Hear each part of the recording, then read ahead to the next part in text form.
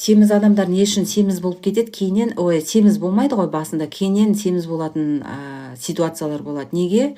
Өйткені ол өзін қорғай алмайды, өзін жек көреді.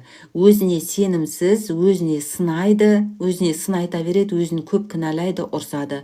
Мен андаймын, мен мұндаймын, мен семізбін, мен толықпын, мен деген өзіме сенімсізбін, мен қолынан ештеңе келмейді деген сияқты нәрселерді өзіне көп айта берсе, өзін қабылдай алмаса, онда семіздік пайда болады екен.